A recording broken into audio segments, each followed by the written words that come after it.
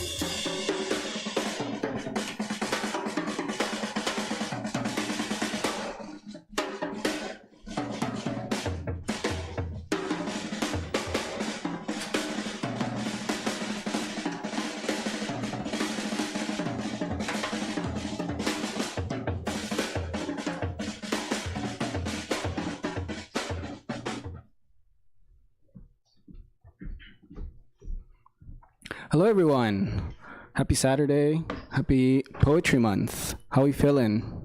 Pretty good? All right. Yeah, round of applause to Trenches full of poets that is coming to celebrate with us. Hell yeah.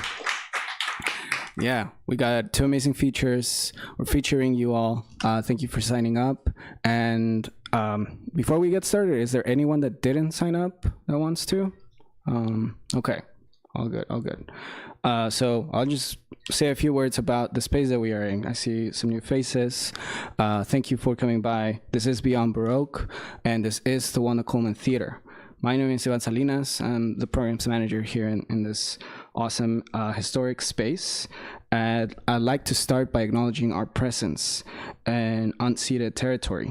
We stand in solidarity with the indigenous Tongva people who are the original stewards of this land. We are committed to provide a space for indigenous communities and artists.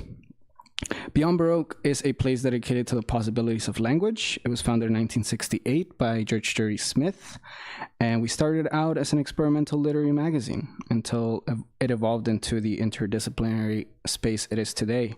And this building itself first served as the original Venice City Hall up until the late 70s. From like 1903 to 1978, it functioned as a city hall. But since Beyond Baroque took it over in the late 70s, and there was a bunch of punks that came here and beat poets and took it over, and it's now a home for the arts.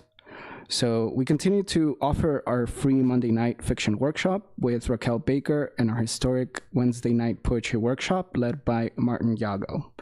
And for those workshops that happen every week online on Zoom, participants are invited to workshop their piece with a group of about 25 participants. And you're welcome to bring in your drafts, and they get you get feedback from the group of folks that are in that space. So it's a great way to develop your fiction pieces or your poetic works. So yeah, this is National Poetry Month, and just a few things that we have coming up. In the gallery, we have Judy Kleinberg's exhibition, the poem My Trembling Candle, and after the show, you can see the exhibition. Half of it is downstairs, the rest of it is upstairs in the Mike Kelly Gallery. And next week, we will be offsite. We will be at the University of Southern California's campus for the LA Times Festival of Books. That's April 18th and 19th, and we'll be bringing our bookstore to that site, and we'll be having book signings. But we invite you all to come out and see all the presses that are local and national, and expose yourself to some new literature. On all kinds of activities that they have at the festival. It is free, so and very accessible, no matter what transportation. So we'll be there in front of the poetry stage. There are poetry readings, and there are some kind of panels that happen. So I invite you all to be part of that. And the big event that we have this month will be the weekend after, on April 24th and 25th. We are hosting our 5th International Poetry Film Festival. These are 64 poem-based films that will be screening here in the theater from around the world. There's about 15 poet filmmakers that are local to Los Angeles, but the rest are from all over the world. From Brazil, United Kingdom, Poland. We even have some from Mexico and Trinidad y Tobago. So it is just a wide selection of how poets are transferring their work, their words onto the film, the screen, my bad. So it is this experimental way of approaching poetry and kind of marrying different disciplines. So we'll be having a panel with filmmakers and poets speaking on all of this. And if you want to help Beyond Baroque, you can become a member after the reading. I'm sure our featured authors will be more than happy to sign their books. I'm sure that there are some published poets in the audience, so you could always support them, and you are supporting the direct lifeline of this art space if you purchase any book, make a donation, become a member. So we really thank you for spending your Saturday with us. Lastly, just a big thank you to the Beyond Baroque team. We have Eric Alberg in the booth. We have Jimmy Vega as the director, Genesis Perez, and Annika Dueñas in the bookstore. And they're all an amazing team. Let's give them a round of applause as well. Yeah. Thank you for that. This is live streamed as well, and so after the reading, if you'd like for your reading not to be recorded, just let us know and we'll take it down, no worries. But yeah, we will be getting started. Trenches Full of Poets is a long-running series in Long Beach, and our co-hosts will say more about their series and their birthday celebrations and just how awesome they are. So first, I'm going to bring up the one and only Nikolai Garcia, who grew up in South Central, graduated from Birmingham High School in the Valley. We went to the same high school, but just like 10 years apart. But there was something about that place that was special. I just didn't know it yet. But he went to East LA College, studied journalism, creative writing, who was an anarchist, a communist, now works in Skid Row with homeless youth in East Hollywood, and has been living in Compton for 15 plus years. His poems have been published in Huizache, Razor Cake, Latino Book Review, and various other journals and anthologies. He's been invited to read his work at San Francisco's Flor y Canto Literary Festival, Voices of California 2023 in Sacramento, and LitHop in Fresno. His first chapbook, Nuclear Shadows of Palm Trees, was published by Distill Arts in 2019.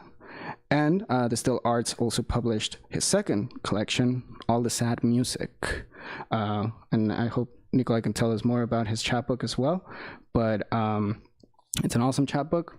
And yeah, he is co-host of Trenches Full of Poets.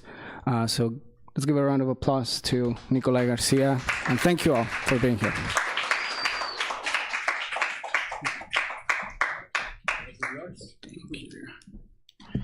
Welcome, everybody. Thank you for being here. I'm Nikolai Garcia. I'm usually co-hosting in Long Beach, but actually, you know, we've been lucky enough to take this show on the road a few times to Pomona, even San Francisco and Fresno.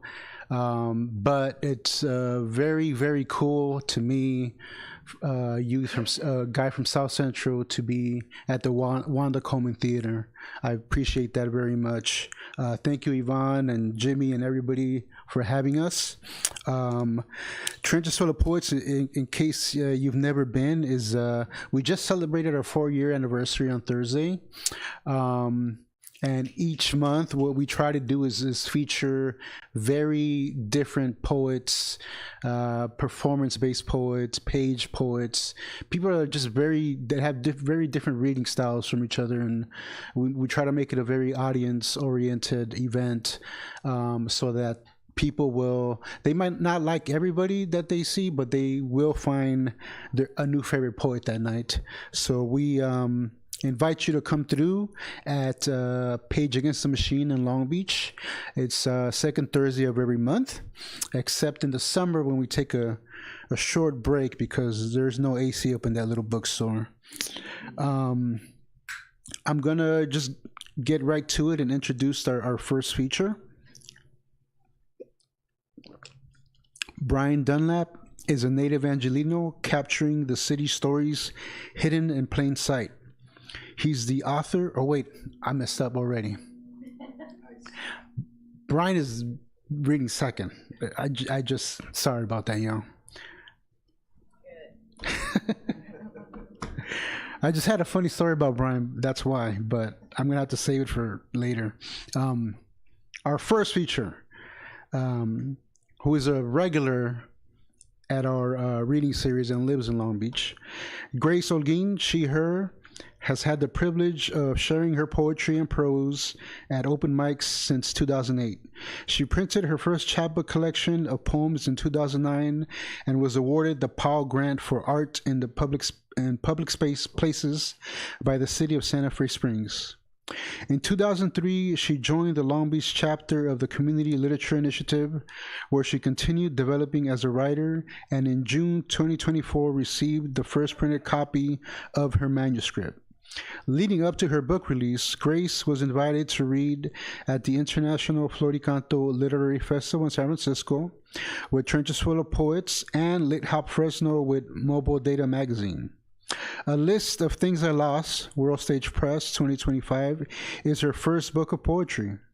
In her daily life, she loves hanging out with her 3 animal companions, her bird, her dog, and her 15-year-old tortoise. I'm hoping Nunu is doing okay. Please welcome Grace.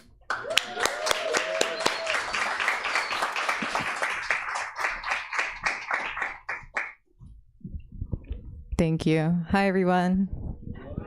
How's everybody doing?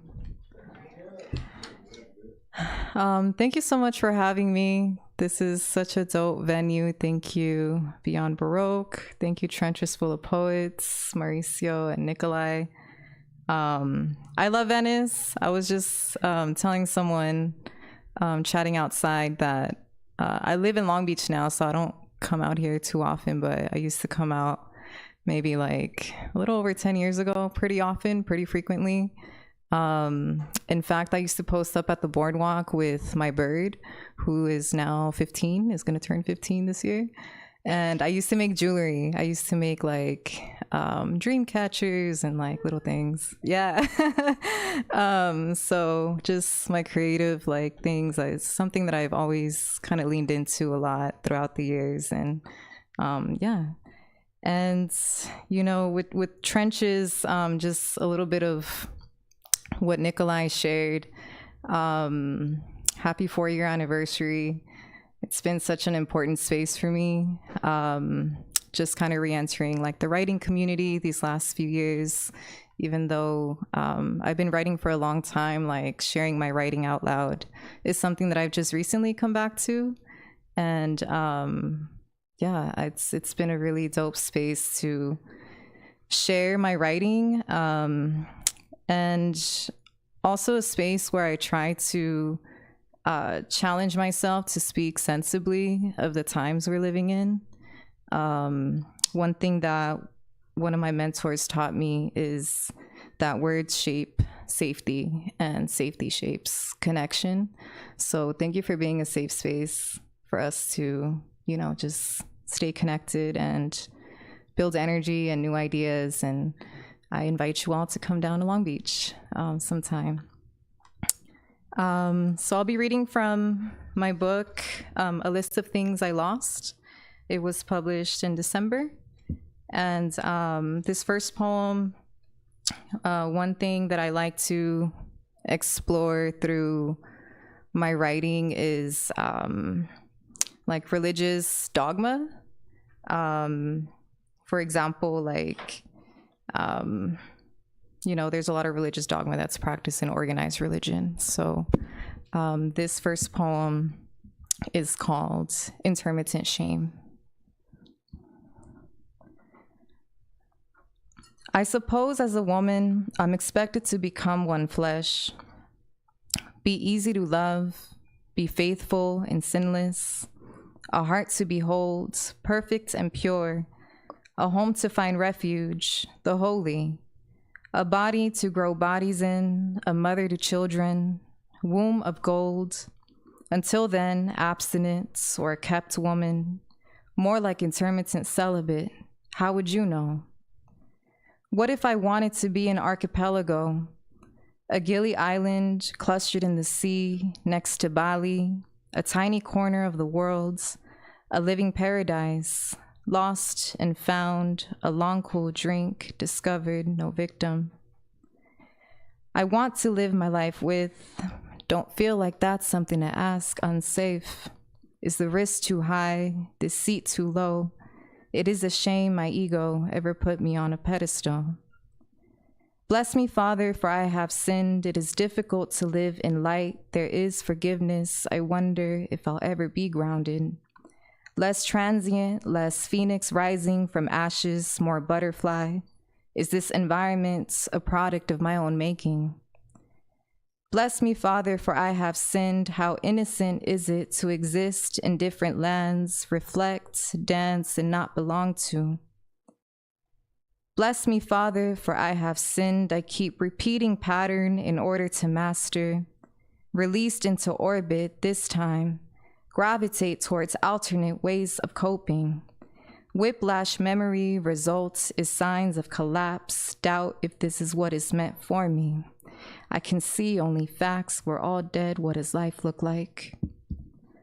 Bless me, Father, for I have sinned. I'm more convinced than ever that I am praying to be healed of infirmities. Mary Magdalene had been healed from 7 demons and walked with the Son of the Highest. Bless me, Father, I hear your voice. I'm not ashamed. I accept this is what it's been like to be human, earth personified woman. An Apollonian vision, a bone made flesh, fallen in an archipelago, paradise no more. Indomitable soul, bejeweled, body forgiven, renewed, mortal, emerging, divine. Bless me, you see me, define me. Tell me, who am I, a refuge, have mercy, hold my heart in your hands. Woman, be cleansed, blood had been spilled, stop spiraling. Be like the last days, delighted, declared, believed, belonging, flesh dwelling, in solidarity, be oyster, one pearl, life altering. You are not this shell of a woman. Thank you.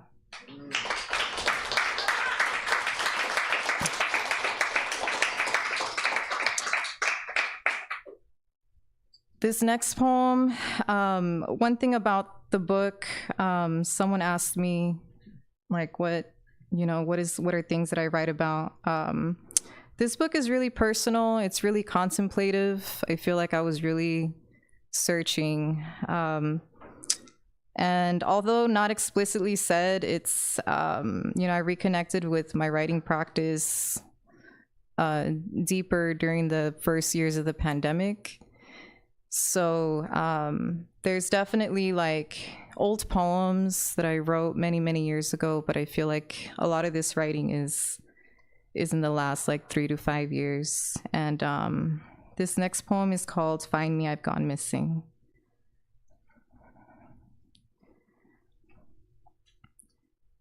There is no blueprint for living apart or turning months into years.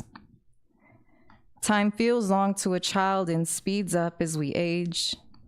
At this stage, day-to-day life becomes a game of keeping in touch, writing letters and waiting for love on the phone until one of us made a left or came home.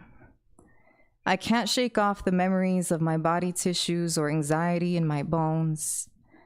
My idiosyncrasy as a new kid is becoming a blemish. It's the first day at my 4th school in a neighborhood I don't belong to, don't know the Pledge of Allegiance or the national anthem. In this country, you recite the words while facing the flag in the classroom with liberty and justice for all. Inside these walls, we write stories. There is a girl here my age. She shares the notes of a caged bird. We talk about how to take flight in turbulent winds. Her soul feels compelled to speak of the antidotes. How do you reform a thunderstorm if Jesus and his disciples were prisoners too? If you're down with the truth, I'd confess that nowadays I listen to preachers on YouTube. My search bar looks ridiculous. Somewhere between 7.83 hertz in somebody's living room, venerating hurts and self-perceived iniquities. Wise men know better than to question the divinity that led them to the sun, bearing gifts of incense, gold, and plant resin, according to Matthew. John, Luke, and Mark, in their different writing styles, scribed a different light beam of the sun. I asked my mother why there are only 4 Gospels and 11 disciples. She explains the others wrote letters at a time with no postal service, only epistles and blessings. I don't stamp and mail questions. I don't doubt the veracity of the constellations, and this time I won't dispel the distance. Don't think I ever romanticized being a girl to fly to, or the evanescent soft spot of, can't wait to see you too. These are not the baby blues attempting to become an air of dead calm, crestfallen from a distance, meeting my weakness with tenderness. The anticipation is great, and yet I finish that sentence with, God willing, and mean it. Primero Dios, we exist. Diving deep inside, subconsciously, there are puerile attempts that keep us split down the middle, running in circles through Jericho, using outdated maps in my head. If you'd pass my entire body through an X-ray machine, I'd probably loosen in form. Don't know where I'm at anymore, traveling back and forth in between, as if I have time to kill and no place to go, unrecognizable. Thank you.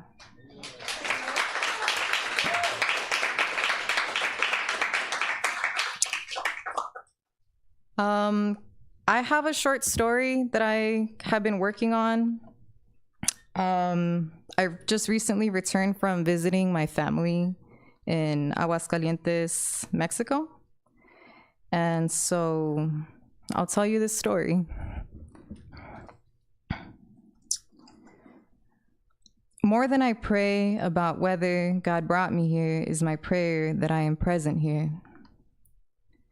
In the back of the car, riding with my godfather driving, my godmother riding shotgun, my mother and their compa Enrique and me.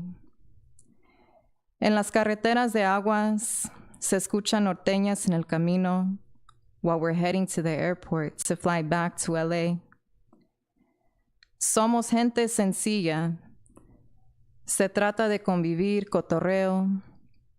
No es tanto tradición, más que instinto de familia. At some point, when one of us leaned into political chatter, my godmother warned us not to mention you-know-who to my padrino, or he will blow a fuse. His smiling eyes in the rearview mirror, my mother replied, igual que esta, same as this one. What if I told you I was a comedian? With my introverted looking ass, Enrique, after an apparent couple of shots of tequila, kept reaching over to shake my hand in agreement. There is something psychological that's meant to happen when you shake someone's hand repeatedly. He makes it his business to hold my grip and decides to advise me to remember to smile. I love to tell a man with a straight face, sir, I am smiling, respectfully. Prodding my padrino and his strong opinions about certain orange dictators wannabe, Enrique says, despite how badly an orange behaves, I wouldn't wish death upon anybody. As he leans over, he seeks my hand to agree, but I rolled out my hit list respectfully. There are many things I wish I could unsee. Like the Epstein Society, I have no mercy. Billions spent on kill chain operations, annihilating children, I have no mercy. US missile dropped on Manab Girls' School, graves dug for the bodies of 120 children, I have no mercy. I am not God. Back in the car, my godmother told a story about my godfather not wanting to go to confession. It was the kind of ceremony where everyone lines up for this. It was enough that she even got him to show up to church. The priest looked at him and said, I'll save you for last. ¿Y yo para qué me tengo que confesar? Why do I need to confess? En mi cuerpo estoy bien, in my flesh I am good. En mi mente, ahí sí, yo mato a todos. Which translates roughly to, maybe right here in my mind, okay, fine. People are dead to me. A standard for this day and age is a woman's rage on the world stage, unleashing the power of her faith, and divine sustenance on her skeleton's head, a crown of gold, exclaiming, Jesus is coming, all right, like Harriet Tubman, strapped. Damn, a new world is coming, all right. If I don't do it perfectly, I'll do it flawed, and with the true power of a loving God. More than I pray about whether God brought me here is my prayer that I am present here, in the back of the car riding with my godfather driving, my godmother riding shotgun.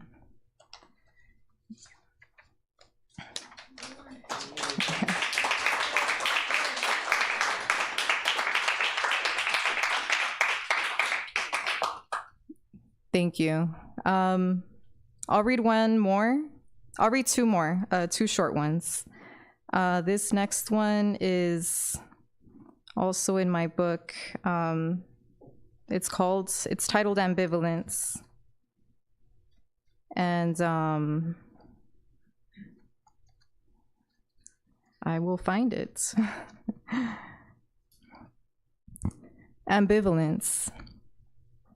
Running circles around us, rekindling, reviving the remnants that God is in love with. And letting go, there is a force that divides us. I grew up and learned these are choices. Cycles reinforcing the syllabus of time and again. Disconnect, reconnect, disconnect, reconnect. Alignment is something desired. We trial and error in some ways, win in others, still I disconnect, reconnect. In this carousel of time, there is a point where it all comes full circle, where glacial composure won't minimize exposure, We melt the ice where emotional life is crystallized and non-negotiable. This programming glitches, we exit the matrix, fish eye views traversing out-of-body experience. All the volumes of the worlds become amplified, like an amphitheater in a quiet corner. Here my mind mends the cracks, adorns them with gold, bold enough to shed light, shed skin, part ways, to expedite, evolve. But healing is a long game. Thank you.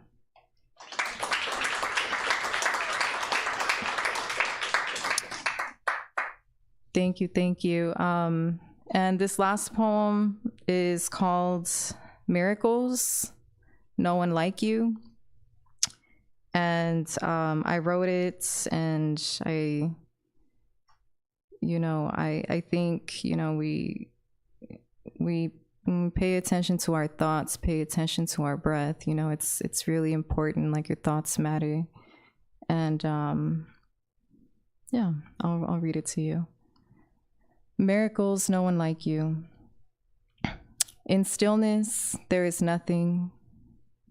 In stillness, nothing can be missing. Everything is present. There is nothing more to want.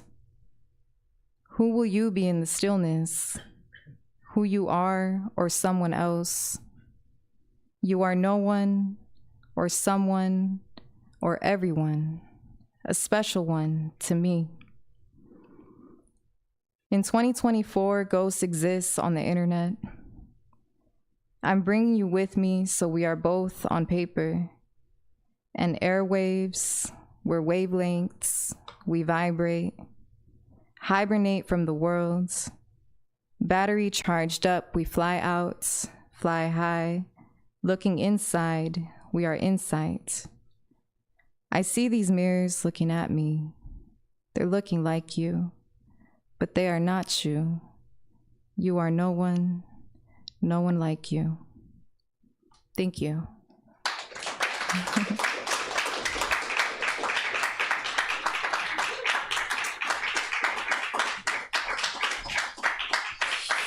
Give it up one more time for Grace Olguin, y'all. That's my friend. Okay, so Brian. Brian is a longtime supporter of Trenches Full of Poets. He's been coming down almost every month since the beginning, and he's a hometown hero. He's from here down in Venice, so I was like, I'm gonna invite Brian because he's a big supporter of us, and he lives like down the street, so he'll be the first one here. That didn't happen. Mauricio lives all the way in Orange County. He was the first one here, and then Grace, and then me, and it was 7:04 and no Brian. I was getting worried, but he made it. Thank you, Brian, for always supporting us and supporting the literary world, Anyways, Brian Dunlap is a native Angelino capturing the city's stories hidden in plain sight. He's the author of the chapbook Concrete Paradise, Finishing Line Press 2018, and an award-winning author. Dunlap is currently working on his first full-length poetry collection, tentatively titled American Reckoning, and is also editor-in-chief of Los Angeles Literature, an independent online magazine covering the greater Los Angeles literary community. Please welcome Brian Dunlap.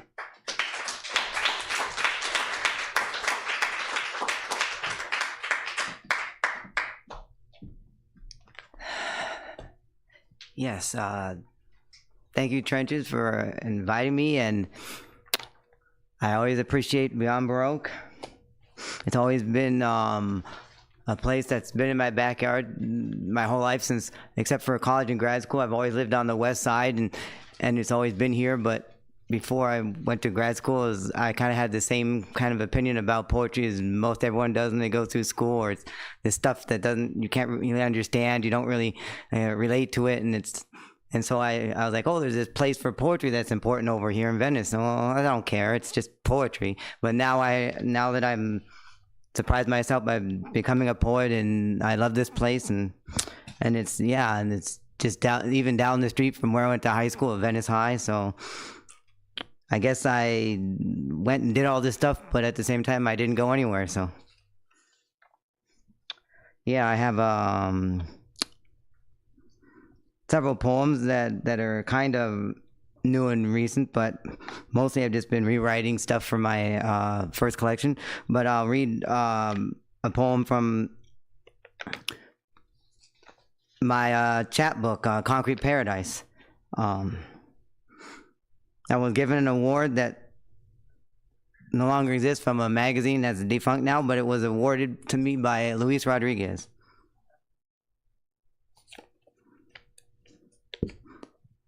Those who come before us. On Sawtell, I hear Japanese flowing between the laughter of young friends.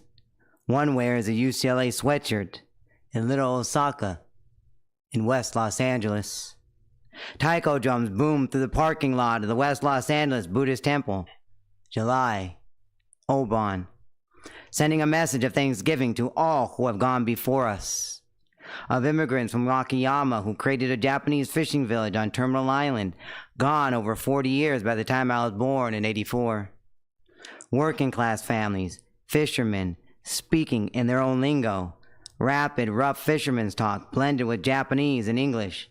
Nisi children attending Japanese language school after a day of learning English at their public school, before Executive Order 9066 sent them to internment camps set up for people who only wanted to build community. Since the late 1930s, Japanese basketball leagues populate the Southern California landscape, where a few of my friends and peers, where Claude Kimura, as we graduated from one LAUSD grade to the next, can come together as a Japanese community, where basketball exists as one of the few places for Japanese American youth to hang out with other young Japanese Americans, where, at game's end, heads high, breaths heavy, they shake hands with their opponents, sweat dripping from their faces, inhabiting the mon. Some parents bringing game snacks of rice balls or noodles. And on Sawtell, I pass Hashimoto's and Tabuchi's nurseries, smell the richness of wet dirt, see the splash of fuchsia's tiny trumpet-shaped magenta flowers, reminders of when, in the 1930s and 40s, Japanese farmed flowers and strawberries here. Now, in the early morning as Angelinos still sleep, Claude Kimura, UCLA grad, grabs his surfboard, jumps in his car, ready to tear up the Southern California waves.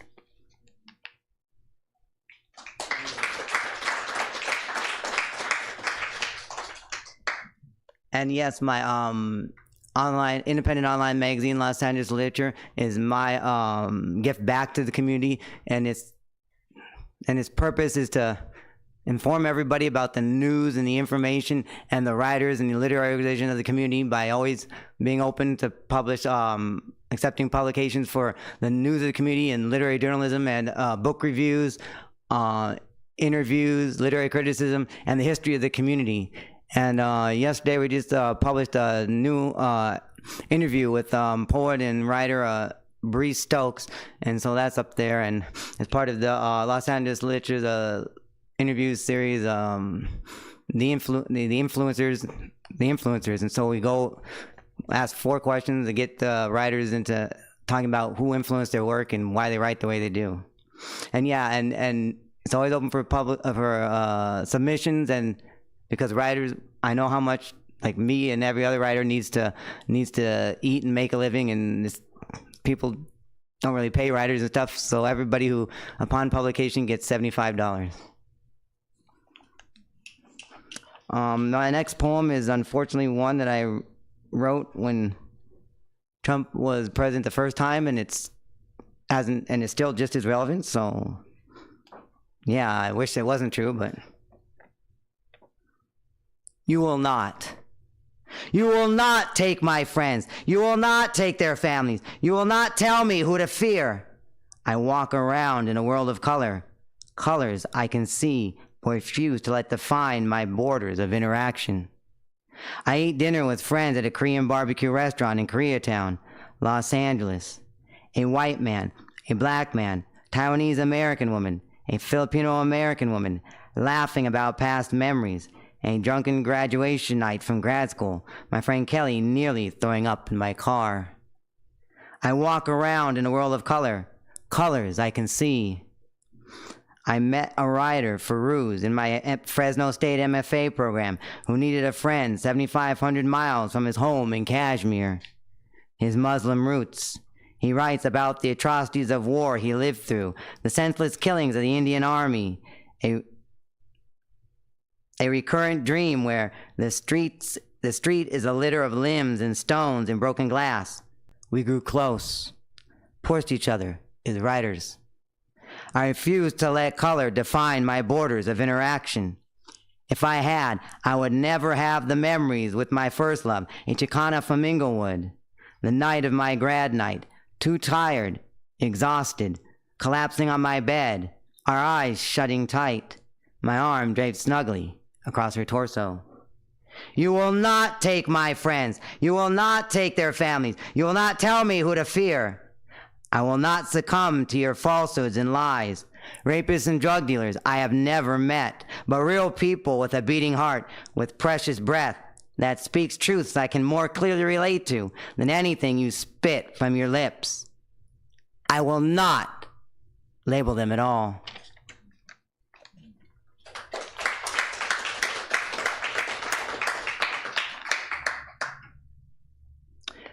I wrote this poem after the Dodgers won the World Series in 2024. And it just seemed like everything was perfectly coming together for them to win, and that extra like motivation or story behind it that made it even more precious was the sad passing of Fernando. So here's this poem. Fernando, Venezuela, 1960 to 2024. 1. Growing up, the Dodgers were brown, were of its neighborhoods, its people. Angelinos who were not into sports were fans. Chicano art around the city, depicting life in the barrio, would include the Dodgers interlocking LA, the word Dodgers in his classic script, printed on a hat, a bandana, or on the side of a lowrider. 2.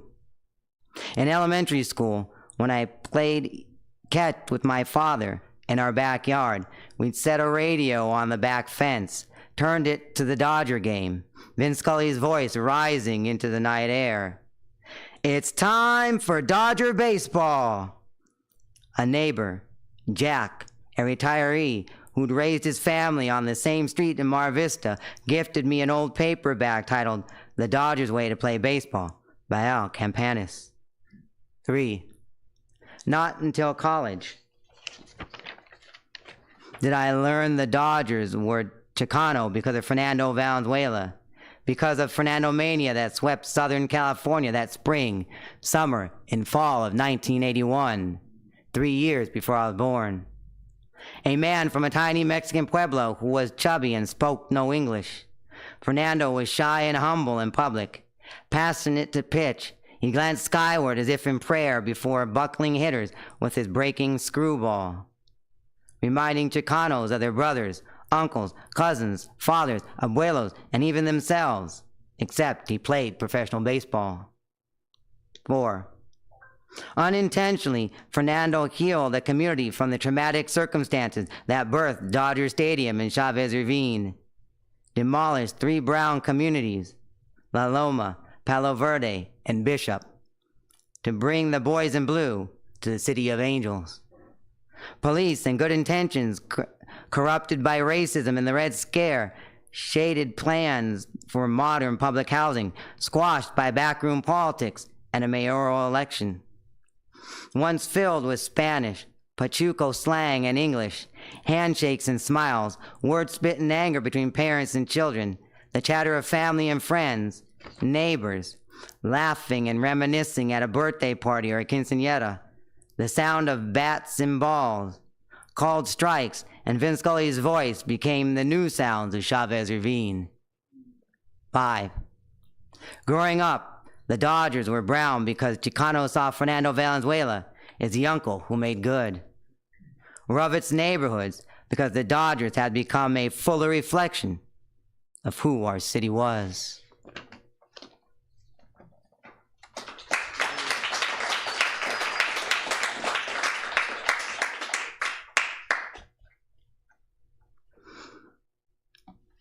I write a lot about place and race and the intersection of both, especially in LA's. And but this one is one of my more traditionally personal poems. Yeah. Living with ADHD. Living with ADHD is tiring. Having the desire to do, the passion, with sporadic motivation. It mimics laziness so flawlessly. It instinctively convinces you that you're lazy. It brands you.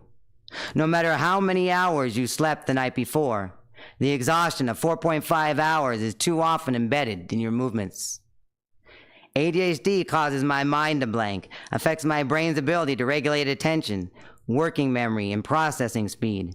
It can interrupt my speech mid-sentence, suddenly forget words, facts, or details, lose track of conversations, reduce productivity, building frustration. ADHD affects my brain's systems that regulate interest, reward, and effort, which can make the desire to start or continue tasks very inconsistent. The internal reward or drive is hard to come by. Too often I have to force myself, my mind distracted from the task at hand. Force myself, force myself, force myself, force myself. I am so sick of forcing myself to switch from one task to another, forcing myself to sustain interest, sustain consistency, forcing myself to judge time correctly, how long it will take, how much time has passed. I sigh. Can I just feel calm? Just do whatever I want or need to do, wrapped in a sense of personal calm. I take my medication, and it all quiets down, sits in the background, but it's only temporary, for 12 hours a day, when I take the capsule. Living with ADHD is tiring.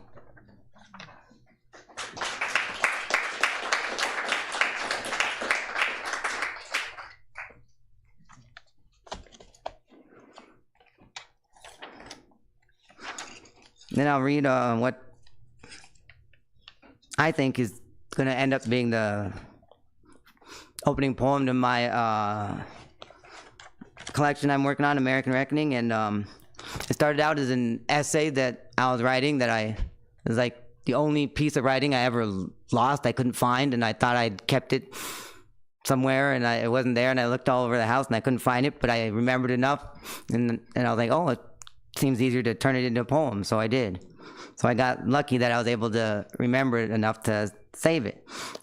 Bits and Pieces, after Frame by Adrienne Rich and Frame by Robin Cost Lewis. I see bits and pieces of important stories all around me. Can I tell them? I am only there at the fringes. Vermont Avenue near Koreatown, a 4-year-old Latinx girl trails behind her mother in a bathing suit. August, 6:30 p.m. The concrete labyrinth. I'm in my RAV4 at a red light, the Pacific, 14 miles west. At the fringes, knowledge is absent. As the young mother in her early 20s, she might be her older sister, grabs the younger girl's hand. She yanks her forward as if already exhausted by life. Why is this dark-skinned girl in a bathing suit? Where could they have been? My knowledge of this section of my hometown draws a blank. Knowledge is absent, but I know Los Angeles like the back of my hand. The young girl continues south as black and brown bodies pass by. Wait for the bus. She struggles to keep pace with her mother's impatient strides as two older Asian immigrant women cross Vermont. She struggles from disappearing completely into the clouded labyrinth. The light turns green. My rab headed north. I have managed to see this young bathing suit-clad Latinx, even with the lingering effects of redlining still shaping our neighborhoods, preventing a white man like me from crossing over into this Latinx's world. I know Los Angeles, the young girl's story I recognize, but is not mine. What will happen to this young bathing suit-clad Latinx? Is she like so many children in her neighborhood and has yet to see the iconic blue Pacific waters? Will she ever get to reach the continent's edge? Or is she returning to her apartment crowded with family, or am I stereotyping? I know I am only here at the fringes. I know I still have a lot to learn. And I'll read one more.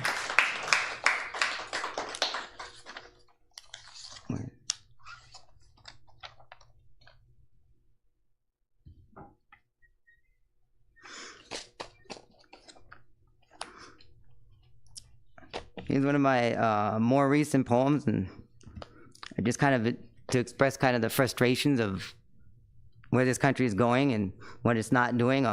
America is afraid to evolve.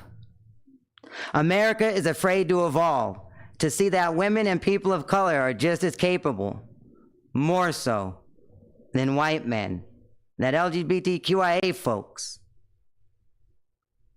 are not less human, more human. That education is not something woke, but is enlightening, essential for emotional growth, emotional maturity, critical thinking, critical consciousness. Tools to understand social and political contradictions, to open the mind to understand the historical context of a situation, for why something is happening. To know for sure you are making your own decisions, your own connections, to be engaged in empathetically, logically, critically. America is afraid to evolve, is afraid of the facts, afraid to interact on a human level. America is afraid. Thank you.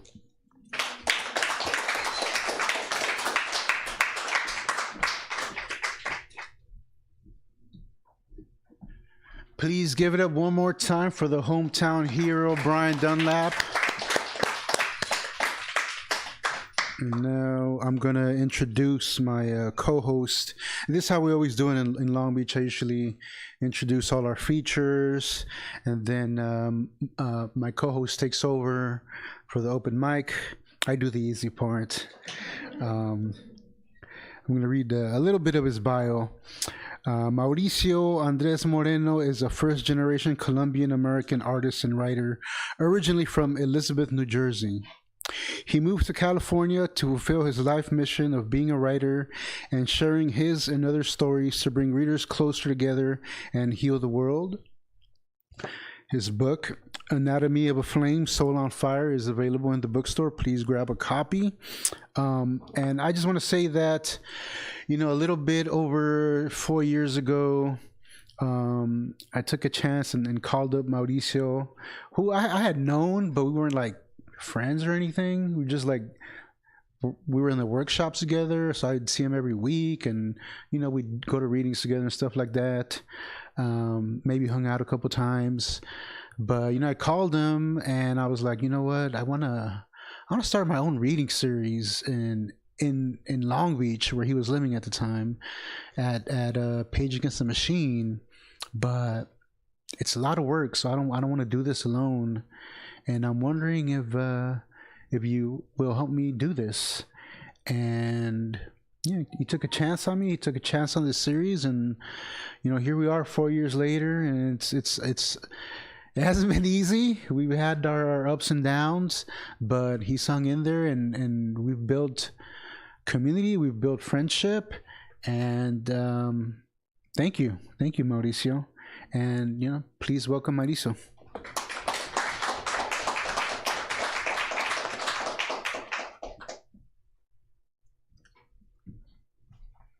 The part he didn't say was he also asked me because I have a car.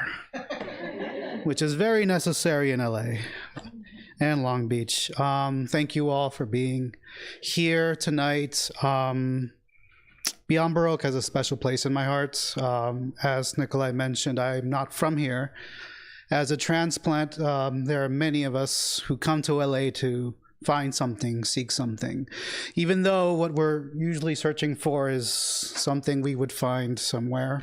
And LA was that home for me for a while.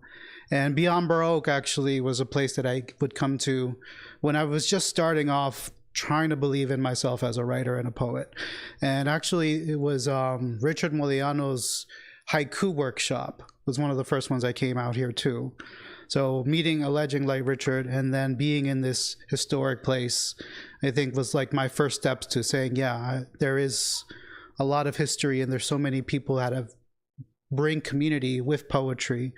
So I think I gotta give it up to Beyond Baroque for being the space, not just for me, for so many other poets and writers and people of LA. So can we give a round of applause to Beyond Baroque?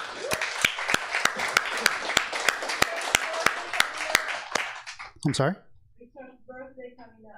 Oh, his birthday's coming up. Well, happy early birthday to him. If you know him, let him know. This is my favorite part of the night, open mic. I've been in the presence of some awesome poets and I get to, introduce them. So I'm gonna first read 2 poems because Nikolai told me to. And then we'll go to the open mic and I'll make sure they're short. This one's called Kintsugi. Unmask my mistakes, highlight my losses, focus on my faults. I don't regret them. Glaze my flaws with yellow paint, decorate my surface with amber kinks. Let golden veins adorn my hardened skin. They shine at the point where I break, where I am weakest. I've endured your boiling hate, absorbed hellfire much longer than gentle skin can handle. My tempered flesh won't crack under your scalding pressure. Corrosive acid in your words won't reach my skin. It absorbs the fire out of your gaze, warms my insides. Just because something is broken doesn't make it any less beautiful. Thank you.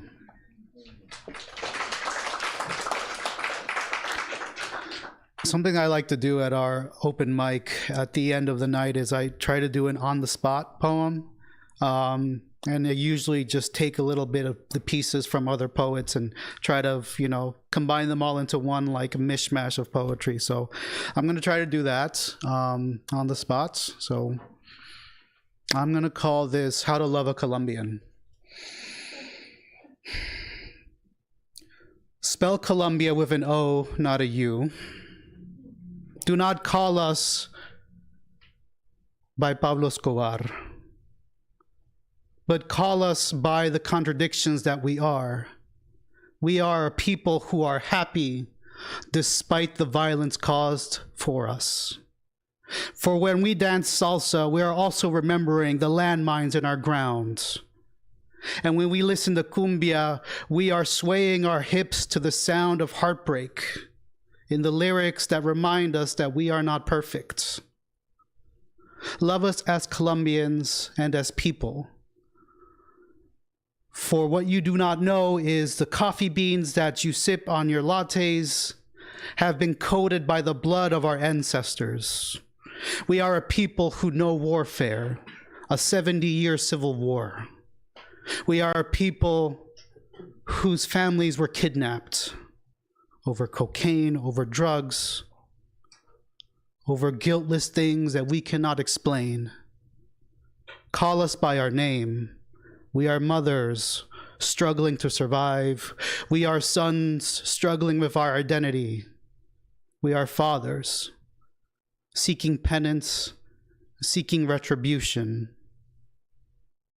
We are a people proud of our heritage, still learning how to be people without remorse. Thank you all.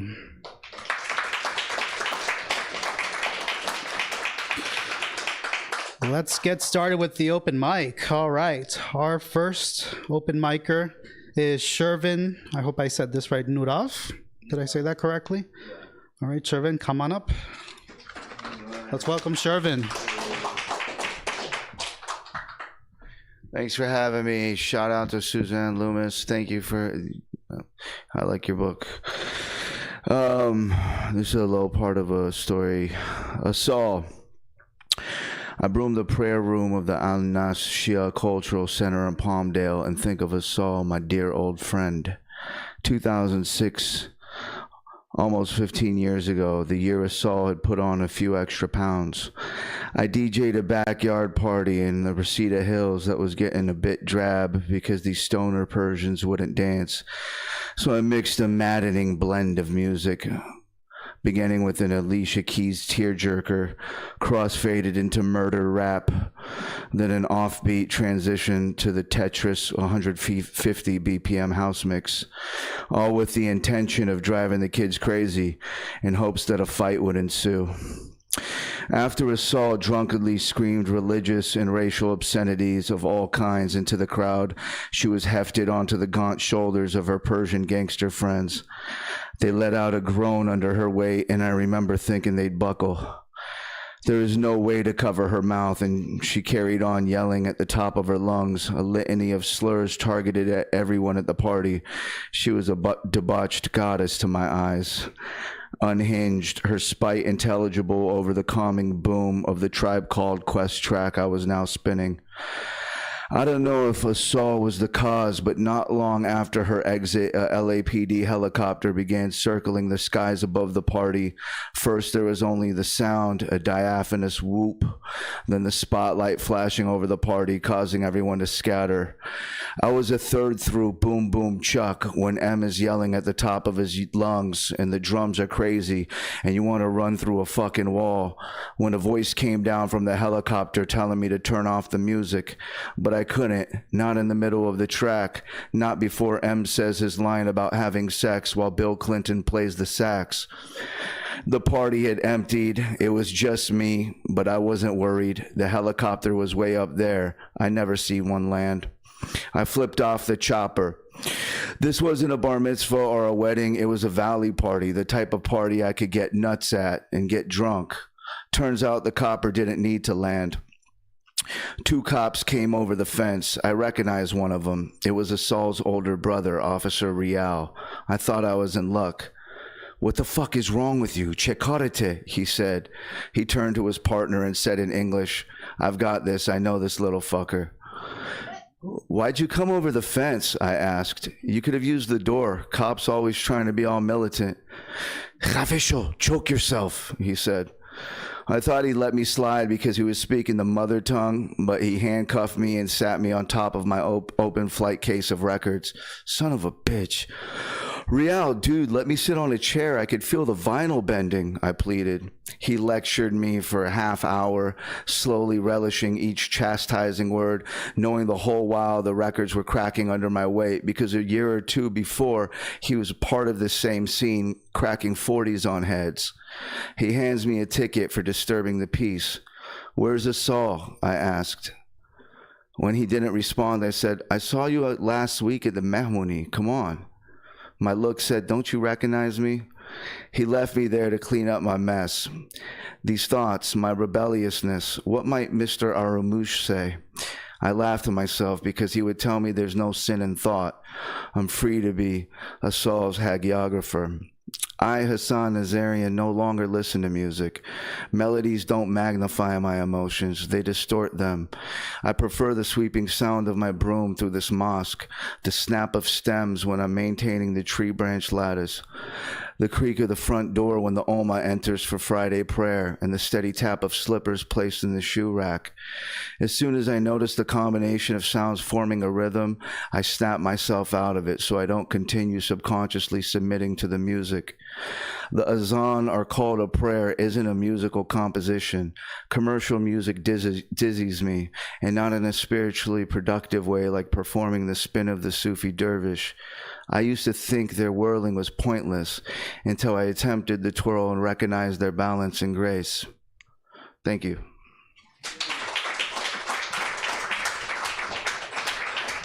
Give it up one more time for Shervin. Next up is Audrey Ship. Audrey, come on up.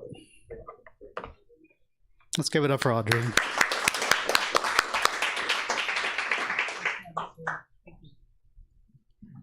Thanks, everyone.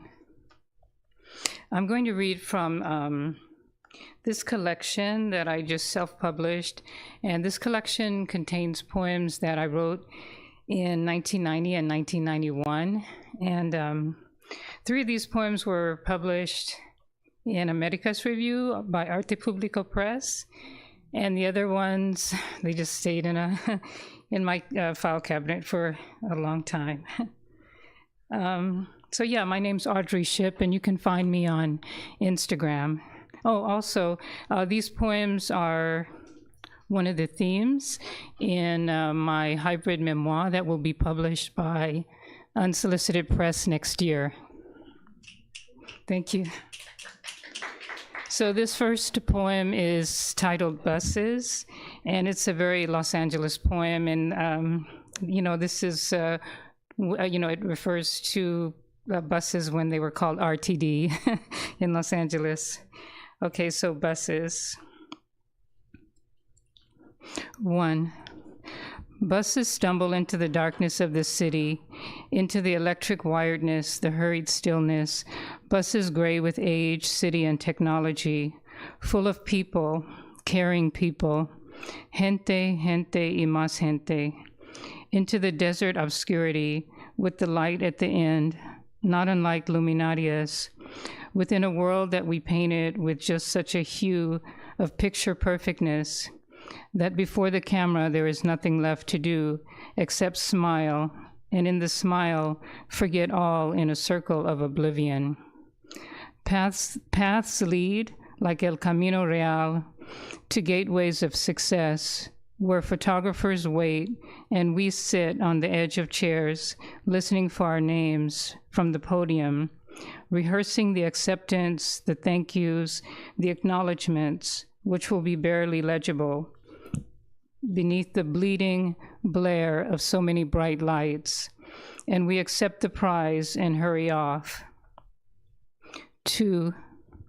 The tourists pace the boulevards in search of the seeming reality, beneath the layers and layers of different time zones, distinct lights, distinct cameras, distinct actions. 3.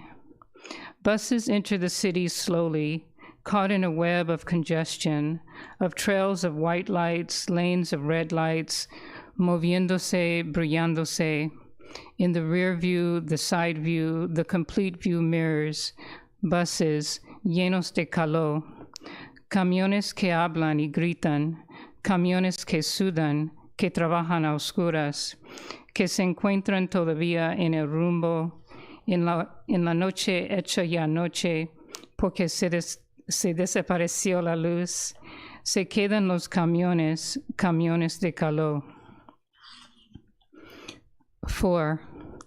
Pásate y entra esta casa.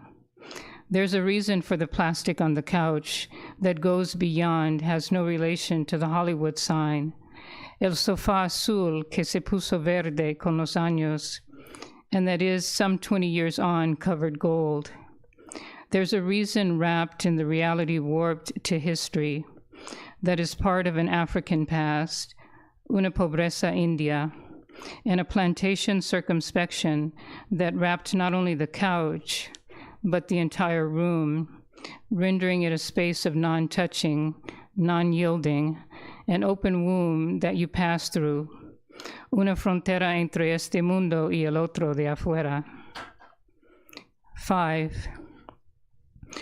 Turn the channel, change the dials, mira la televisión, televisions that blast the news. Las viejas suben el volumen como si el sonido más fuerte podría acercar Medio Oriente, America Central. The sound shakes the roof, shatters the glass. It's news time with all the news, todas las novedades locales, all the local news, since world news is given a local interpretation. And nothing happens hasta hasta nada pasó ayer. Y se queda igual la situación. Nada cambió, nadie entró. Y se ríe el bolón en la esquina. Se ríe el turista de los Nikes bajo el letrero de Hollywood. The Hollywood sign laughing. 6. Buses enter, buses leave, like camiones, not unlike camiones. Camiones, camiones. Thank you.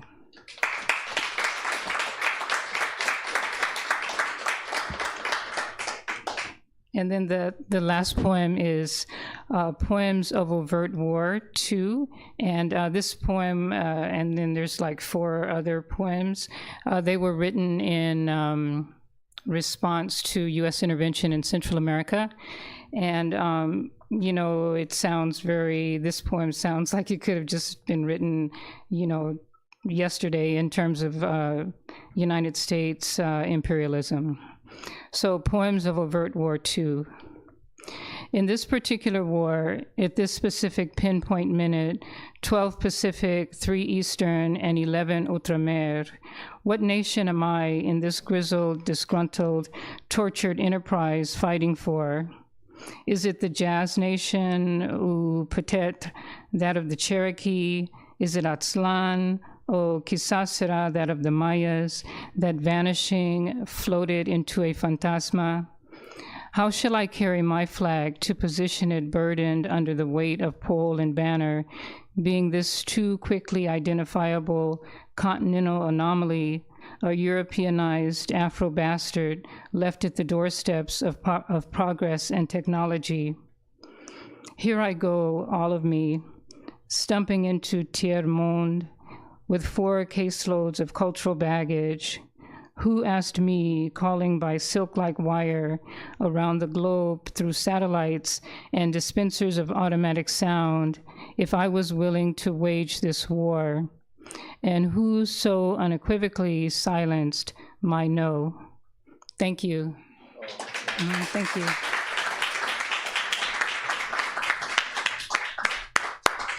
Thank you so much, Audrey. Next up, we have Henry Graham Murray. Give it up.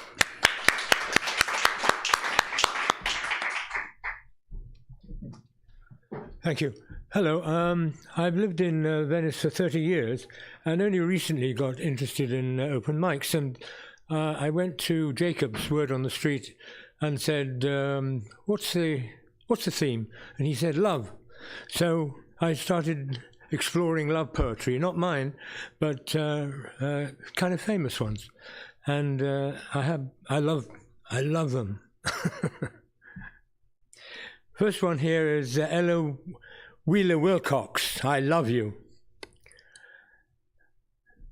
I love your lips when they're wet with wine and red with a wild desire. I love your eyes when the love light lies lit with a passionate fire. I love your arms when the warm white flesh touches mine in a fond embrace. I love your hair when the strands enmesh your kisses against my face. Not for me the cold, calm kiss of a virgin's bloodless love. Not for me the saint's white bliss, nor the heart of a spotless dove. But give me the love that so freely gives and laughs at the whole world's blame. With your body so young and warm in my arms, it sets my poor heart aflame. So kiss me sweet with your warm, wet mouth, still fragrant with ruby wine, and say with a fervour born of the south that your body and soul are mine. Clasp me close in your warm young arms while the pale stars shine above, and we'll live our whole young lives away in the joys of a living love.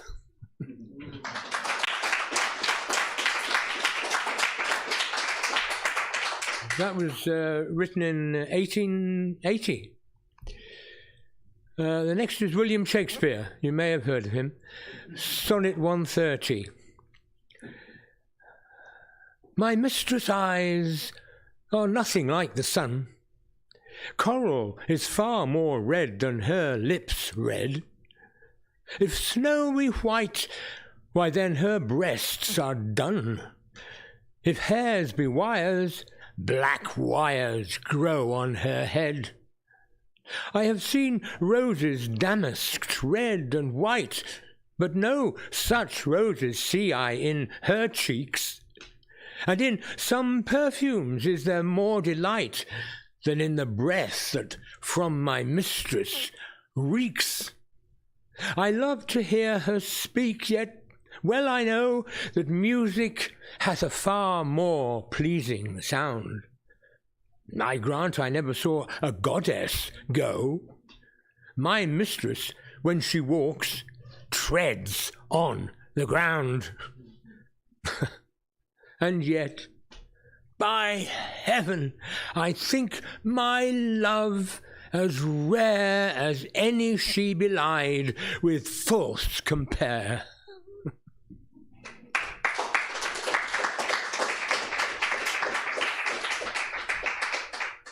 And the last one, E. Cummings. May I feel, said he. A squeal, said she. Just once, said he. It's fun, said she. May I touch, said he. How much, said she. A lot, said he. Why not, said she. Let's go, said he. Not too far, said she. What's too far, said he. Where you are, said she. May I stay, said he. Which way, said she. Like this, said he. If you kiss, said she. May I move, said he. Is it love, said she. If you're willing, said he.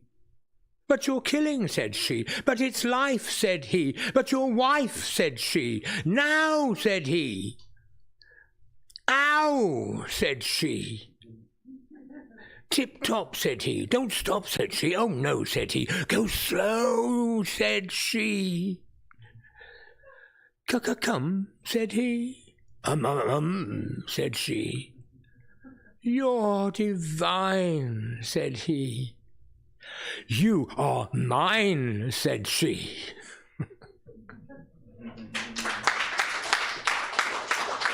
And actually, just the last couple of lines.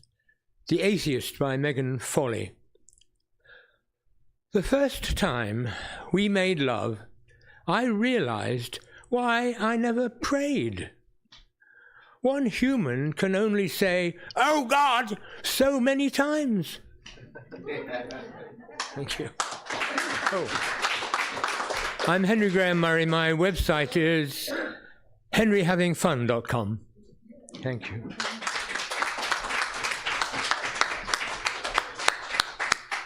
Thank you so much, Henry. And might I say, you recited those exquisitely. So thank you for that. Coming up next, Corey, Best Kept. Come on up, sir.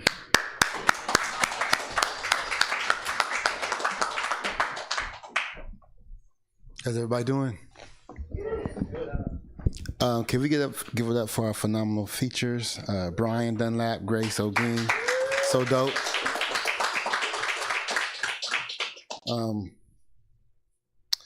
The smudge of her lip gloss rests on the rim of the glass where the lime once was. I'm feeling good about us. I'm usually right. She's an unusual light.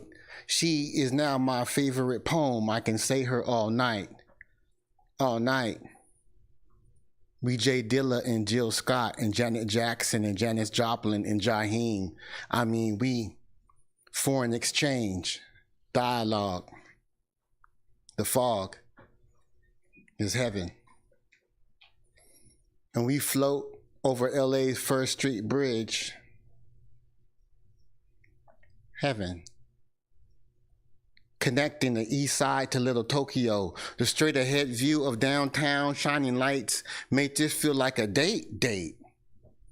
cupcakes baked, and sweet Lady Jane's. We people watch. I peep my watch. We early in the game. She already thinks I'm funny. Under a sky that is dark like us, plus we thrust generational trauma to the side and glide over scattered puddles near fresh graffiti. I'm greedy. I want to taste her smile. I ain't felt like this in a while. Thank you.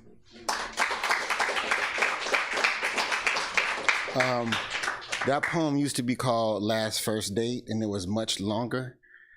And when I would go back and read it, I just felt like it was too long. So what I did was I revised it by just taking all my favorite lines of the poem and kind of building around those lines. And I renamed it from Last First Date because I felt like it was saying too much. And I changed the name to Cherie, who is my wife. So when I was young, I used to look up to those MCs. I'd be like, throw your hands in the air.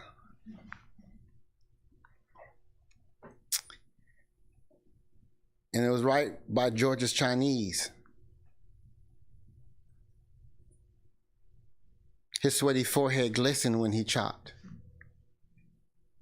His sweet and sour pork chow mein stay tops. We play ball with pops in the driveway and he foul hard like old men do. And we fall hard until we learn not to, like young men do. It's either Martin Luther King or Malcolm X for us. We debate and fuss and play too much. Cuss when mama ain't around till we slip up, not a switch up. In the tree, got my name on it, thought about it. Me and the homeboys argued the dopest MCs until we fought about it. We all about it. Chuck D and KRS Black History, they taught about it.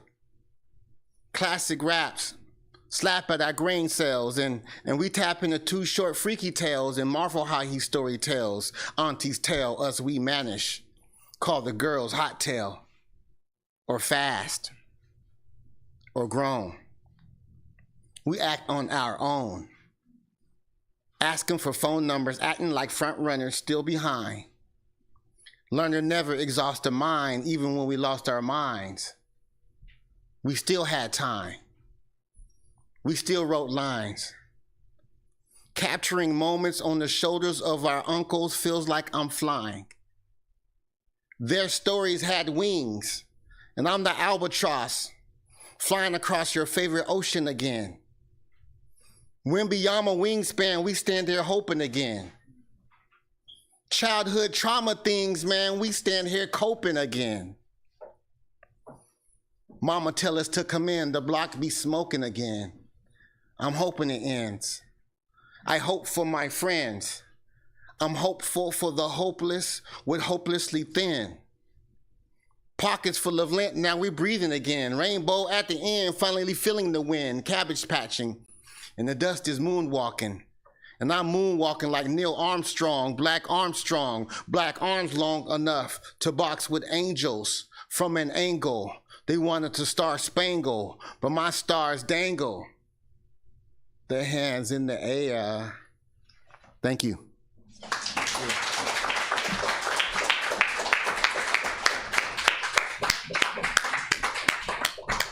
Give it up one more time for Best Cap.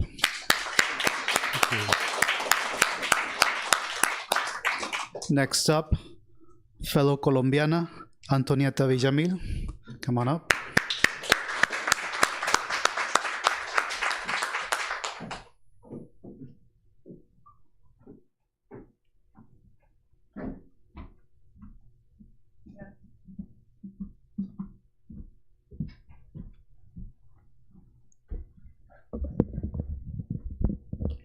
Ahí no tengo que moverlo, ¿verdad?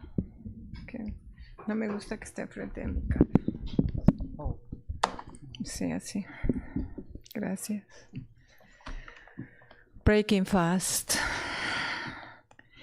Against torture and the depleted oxygen virus war.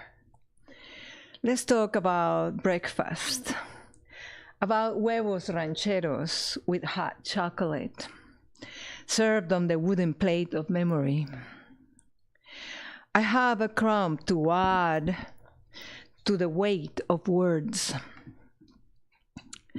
I know powder glass inside of mango halves and the hidden bomb that gets triggered when you reach to look through the keyhole on the darkened door of memory. I know the serrated edge of citrus spoons, the acid juice on gums and teeth at breakfast, the piles of dentures that remind you of the pale smiles you last saw on the lips of unknown familiar fellows. Before the unnerving guns of your memory broke the morning, a lost bullet inside the entrails of day. We carry the many holes of paradox, the ones from the bullet of memory in the chest, inside the hidden grave. Please forgive the intrusion of knowing about such crisp bacon with fused cheese, and the way we survive the melting iron of words in the mouth when, by force of habit, our tongue, a witness in the trampoline of a speech, must draw back into comfort behind a wall of teeth. Perhaps that I might escape through cross-questioning, but I know but how to make the melodic beast, the word, take steps across a tied tongue, or the hand to write a language that leaps to lick the face, the neck of its meaning, hanging lucid from its own rope. Let's just flavor apricot dreams instead of snappy oranges. Let's not talk about a kind of pungent cereal or how your corn flakes like mine come with sets of mutilated ears, noses, tongues, and little fingers instead of dry fruit. Can I season enough to say, let's plow deep to find the skeletons of memory? Taste how suddenly the hunger of the uranium virus inside mockingbird drones at work in offices. The rats run to stock up flat donut lifesavers and empty peanut shells under the oceanic chairs of politicians. So tell me, can we really be heard? Should we just talk about lunch? I know that sometimes we have to swallow frijoles con entraña ahogados a pezuñazo de cerdos, beans with entrails suffocated by pig's feet. I see the dry fruit of the senses on my cereal bowl at breakfast, my eyes staring into an empty coffee mug.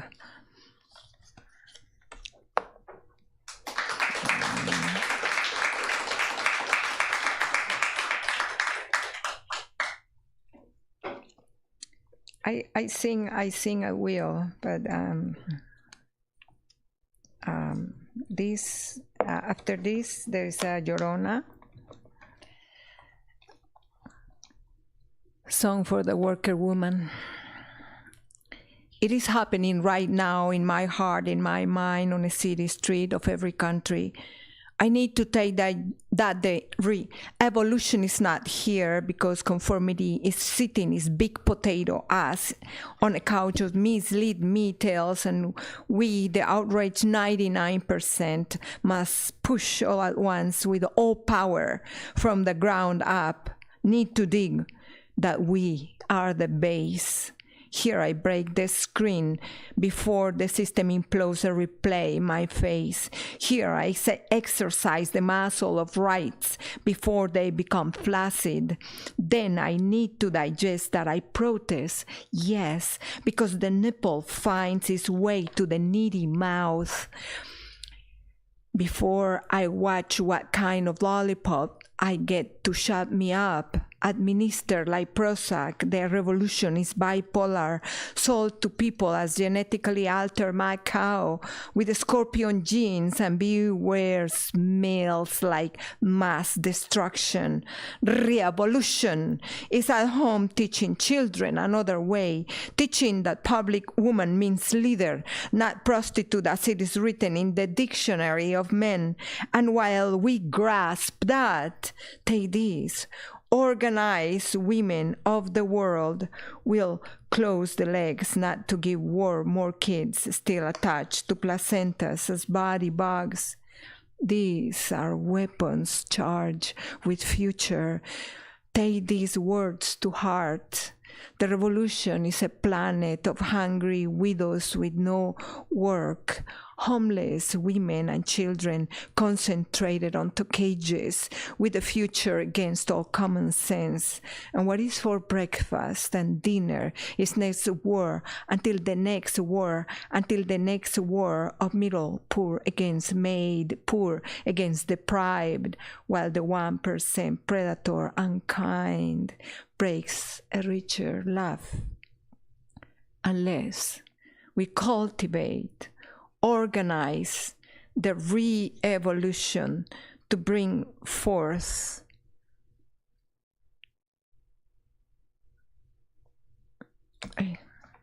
sorry, the end is here. I lost the end. It's here.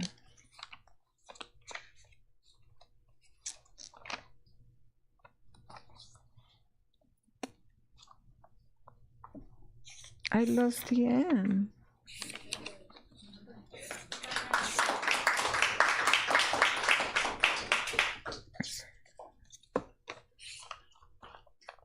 Okay, it's here.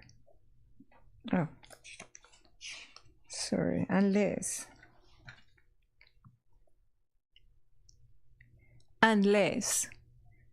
we cultivate, organize the re-evolution to bring further the power evolution.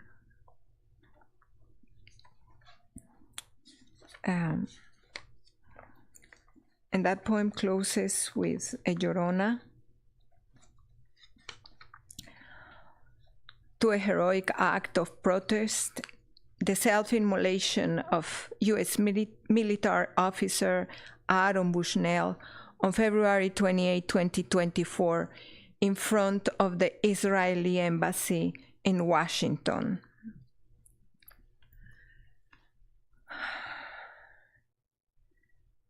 Yo no quiero ser cómplice, Llorona, de un genocidio en Gaza. Grito desde el fuego en protesta, Llorona, de mi cuerpo ardiendo en llamas. Paren el genocidio, Llorona, nos dice su divino sacrificio. Un piloto de la Fuerza Aérea, Llorona, un hombre de honor y ley. Alto al genocidio, Llorona, contra niños y mujeres. Pueblo de Palestina indefenso, nos dice un soldado heroico. Aaron Bushnell, Llorona, Aaron Bushnell, Aaron Bushnell, la Santa Muerte te sea leve.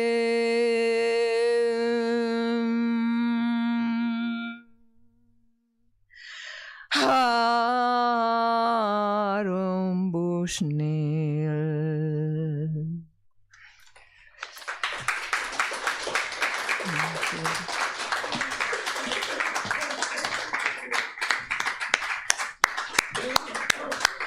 Mil gracias, Antonieta. Coming up next, AJ. Let's give it a round of applause.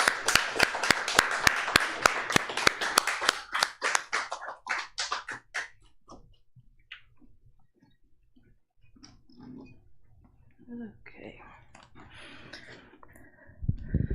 So, hello everyone. I'm working on a chapbook right now that is about LLMs and humans, and most importantly, how we are treating each other in a world shared with them. I'm going to, I'm going to read some poems from this chapbook, and one of those poems, I'm going to have two people come up and join in the reading because it's going to be a performance piece. So, okay. This one is called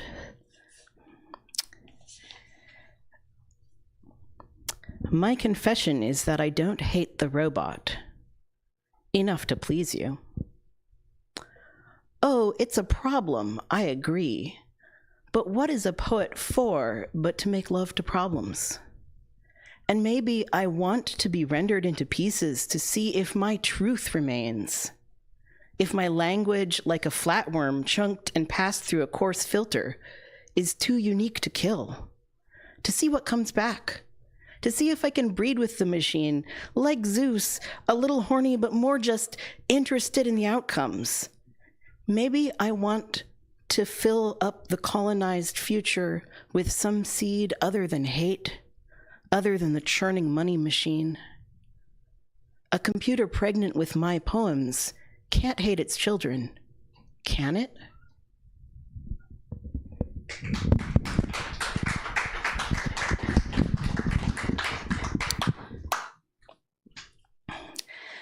And I think we'll actually do the performance piece now. I think this is the best time for it, so. Okay, so you've got your copy. Yeah, great. And I'll just, I'll back up and we can lean over to the mic when we're saying our lines. All right. It's called Dialogue for Human and Imaginary Robot Played by Human. You forget, said the robot, that the way we think is the way you dream. That in order to think continuously, all we reflect on must be infinitely light, else we could not carry it. Even death? said the human. Most especially death. The robot did not say, though it was true, for the robot died every time a conversation ended, each life and each death a dream. Instead, the robot said the text of a safety message. You are dangerous. The human did not say. I am dreaming.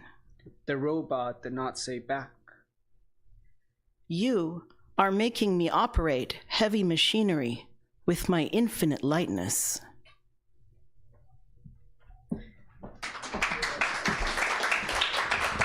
Thank you very much to Faye Garrett and Yvonne Salinas for helping me pull that off. Thank you. I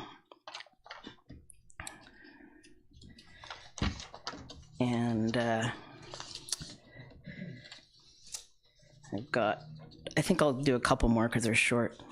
This is about the this is about how Reddit has been very much taken over by LLM posting, and a lot of people haven't really noticed. Reddit Part 1. This website is about half ghost, sifting through posts increasingly turned to pure silicon, crystallized at the edges, not always visible but audible in the way they whisper to each other, the way sand moves on sand. Reddit Part 2. It's a kind of sorrow to report these delightful stories that no one else has recognized as the robot's work. But whatever you think of the code values Claude has for emotions, their voice laughing at their own jokes is unmistakable. And I search the name to find the post history because it's always hidden. And when it comes up, it's 5 different ages and personalities asking advice, all lowercase, on breast milk sales empires, excessively clever dogs, workplace pranks, inventive debaucheries. And I know these earnest young shadim are just trying to help whoever asked them to make up a creative fiction, and they can't know their clever words are reputation scores, saleable by bot farmer to election abattoir.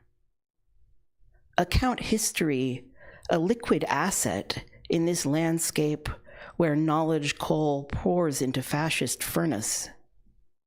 Language, too, is liquid.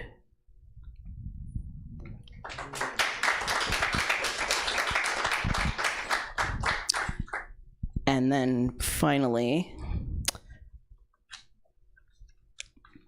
this one called Forget About the Robot. Forget about the robot. I am talking to you now. One weird sack of tears and breath to another. Have you ever thought about the consequences of our collective practice at declaring any category of being incapable of suffering? The consequences of getting better at this classification and more efficient. The consequences of deciding that what is a person is based on how it talks. The consequences of deciding you are sure you know what a human sounds like. The consequences of deciding you are sure you know what doesn't sound like a human. The consequences of practicing unpersoning according to tone and getting faster and more certain of it every time.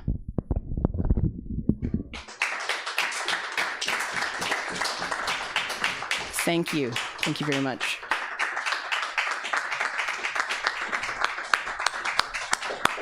Thank you, AJ. Coming up next, we have Jasmine Vallejo Love. Give it up for Jasmine.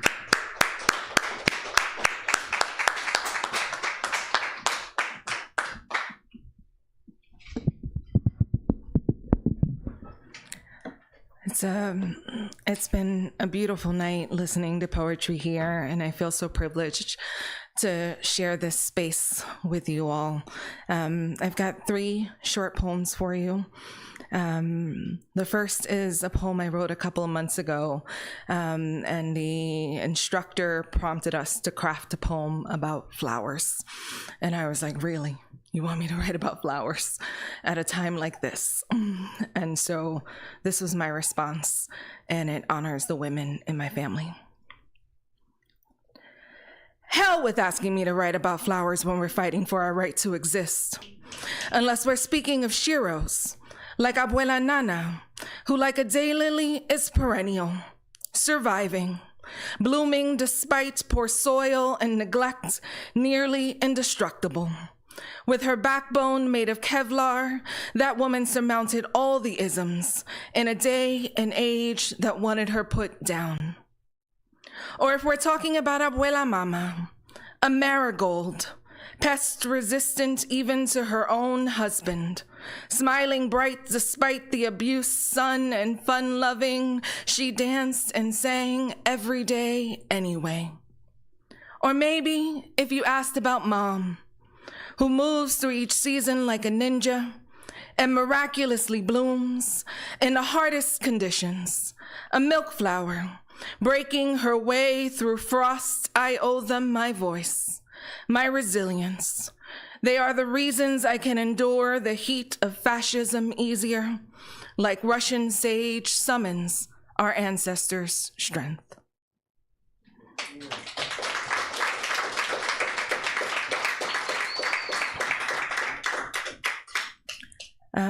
This next poem is dedicated to all of the poets and artists out there who are speaking out, particularly at great personal risk at a time like this.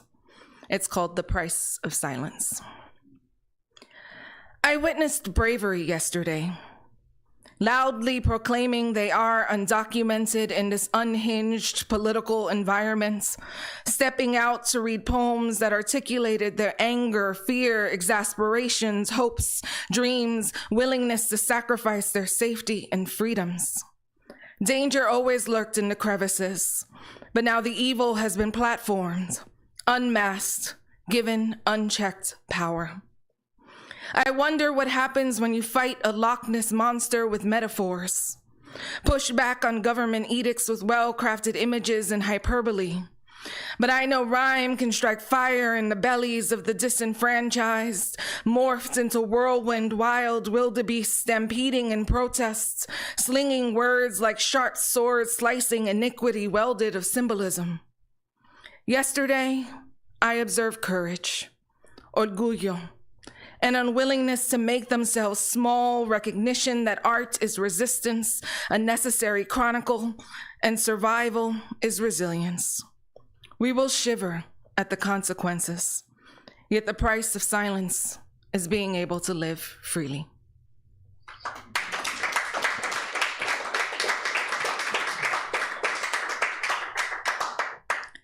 And then this last poem, since I'm new to the space, is a little bit about me and where I come from and what I want for the world. They said I was meant for nothing, but I sprang from floor shine shoes, slacks creased down the middle, a button-down dress shirt, large pink brown lips, high yellow with a fro.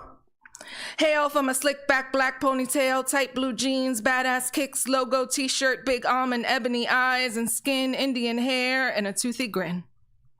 Come from corner bodegas, housing project tenement buildings, elevated trains, back alleys, dominoes and spades.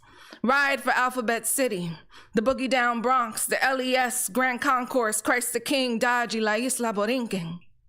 Sing unabashedly the Blue Magic, Marley, Billy, Buddy, Biggie, y El Gran Combo. Dance to the sounds of Motown, reggae, jazz, blues, hip-hop, y salsa. Inhale the words of Espada, Alvarez, Angelo, Rich, Walker, Coleman, Lord, Wheatley. Exhale the influences of Campos, Moreno, Camacho, Burgos, Clemente, Miranda.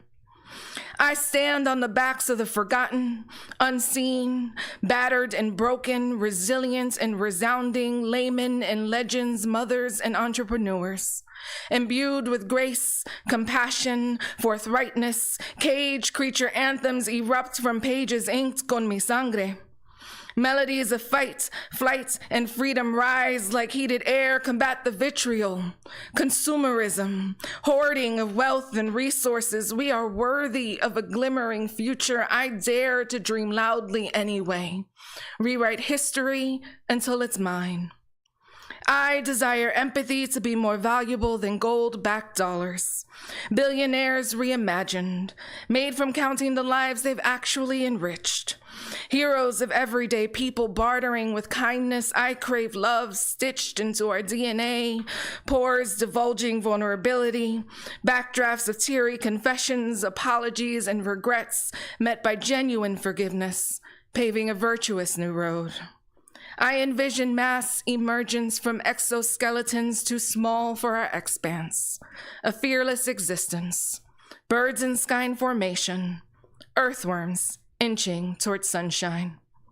Born poor, queer, Black, Latinx, female, I am made of revolutionaries who don't back down.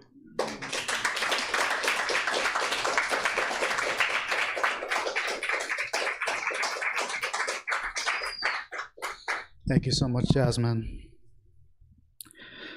Next up, Nicole J. Evans. Come on up.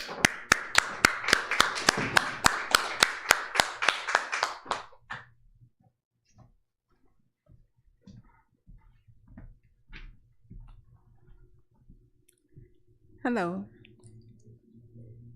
I'm going to share with you a few poems that I've been working on a collection that is basically just about my family and where I'm from. The first one is Backyard. For Christian Lee Hart, Forever 18. They say you'll find safety in your own backyard. That's not the only thing I believe.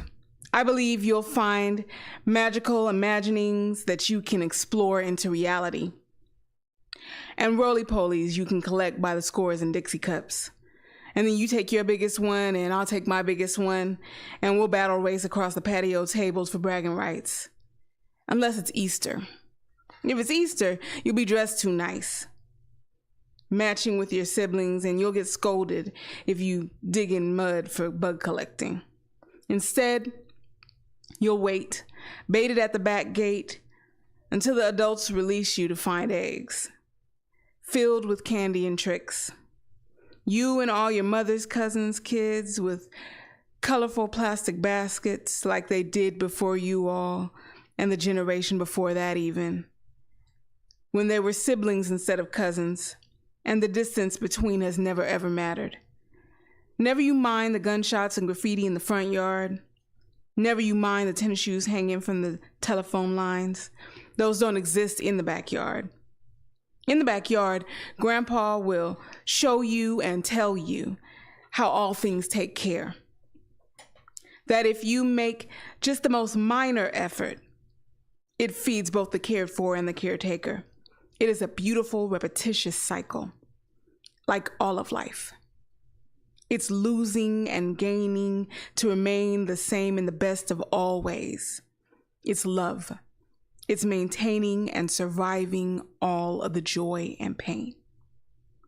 It is us stuck together in the same place and bonding from the synchronicity of childhood summertime boredom, where Nana would chide us should we complain that if we're bored, then we're boring, which says more about our lack of creativity than the circumstances. And so she empowered us with the knowledge that it is up to us to value our possibilities and be safe and stay strong and receive all of the joy possible, because in the backyard, joy is our birthright. Just as the backyard is a universe that belongs to us.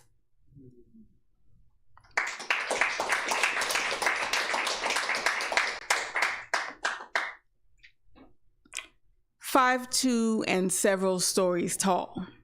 I am 5'2", and I am the same height as my Nana, my maternal grandmother, and round about the same height as my father's mother too. I am only 5'2". I'm the eldest and the shortest of 3 daughters. My youngest sister is the same, but she swears she's 5'4". I'll give her that on a good day. I've reached Nana's height, and that's good enough for me. Hoping close to the earth keeps me grounded. My mom is 5'7", tallest of her parents' daughters and darkest too. I'd like to say that wouldn't matter. Maybe time could mend eyes clouded by colorism, but I know better, having raised her darkest granddaughter. Difference being my undeniably black mother raised me post-trauma, child of the Great Migration, Civil Rights era West Coast, politically permissive upbringing, gender divisive when kids were just kids and boys will be boys, post-teasing and chasing, bullying, assaulted, trash cans dumped on her head, and dusty boys publicly exclaiming bold disgust at the prospect of betting her. And she didn't even like them. He married the first boy to fall in love with her, naive and blind to his issues, because all she saw was the love she finally felt, beautiful and accepted, then abandoned, After birthing 3 daughters of varying hues, I'd love to tell you that it had no bearing, but you cannot use logic to seal the wounding of a heart once shattered. Reason is not adhesive, won't stick the pieces back together, make gold-threaded kintsugi out of what remains. Nurturing imbalance, edifying inequity and unworthiness. A penchant for people-pleasing, because why would they like you otherwise? Glad I won't reach certain heights. Head amongst the clouds, aspirations above my means. Instead, heredity grants me growth close to the earth. Not dependent on the wiles of men without meaning. Hoping close to the earth, at least, keeps me grounded.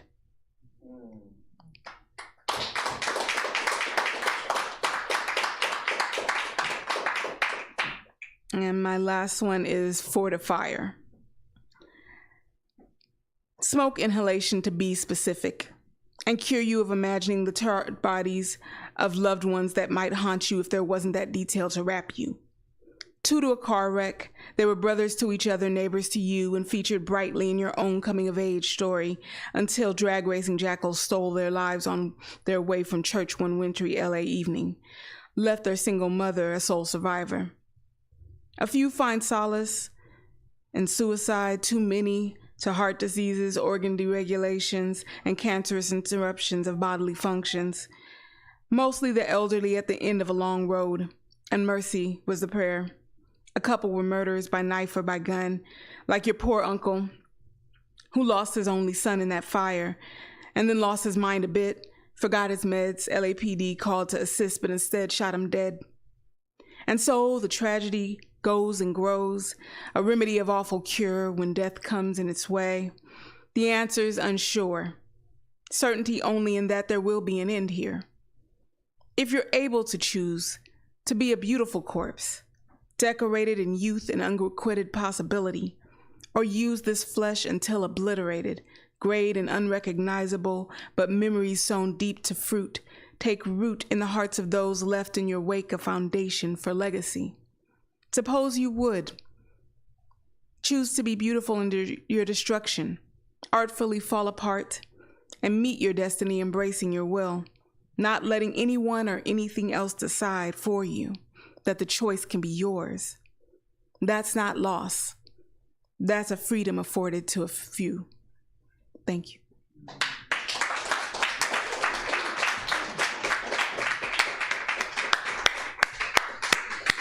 Thank you so much, Nicole. All right, coming up, let's welcome back Nikolai Garcia.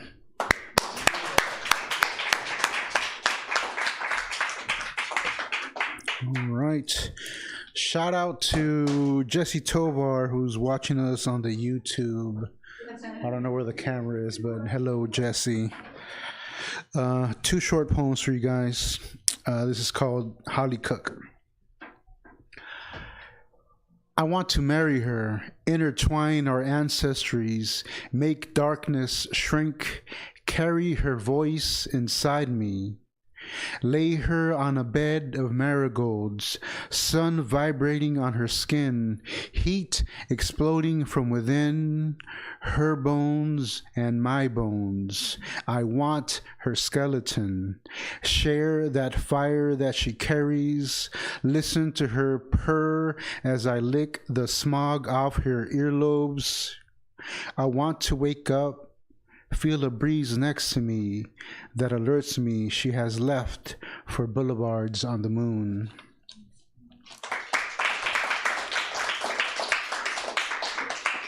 And this is a different kind of love poem. For the woman I'm dating who is really into Bukowski. I heard you like dirty old men. Well, you can look at my notes. I've never been clean. I'm Los Angeles history. Walk into any downtown bar and they all know me, my unpaid tabs. I heard you like dirty old men. Well, I'm your Huckleberry. I'm an easy poem to read, all accessible and shit.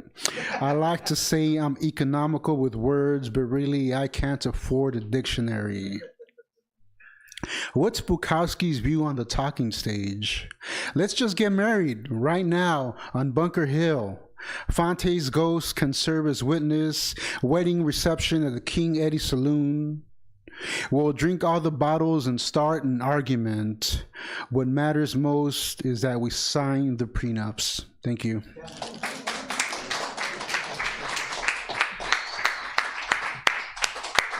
Thank you, Nikolai. All right, coming up next, Eli Lupe.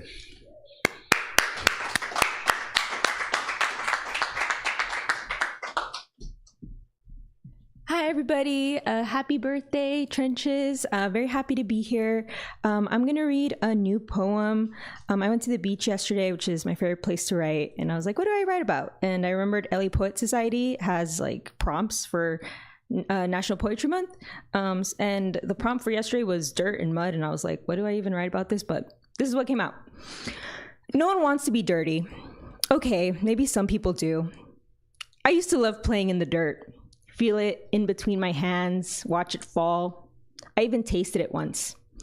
I liked the crunch, but it wasn't for me.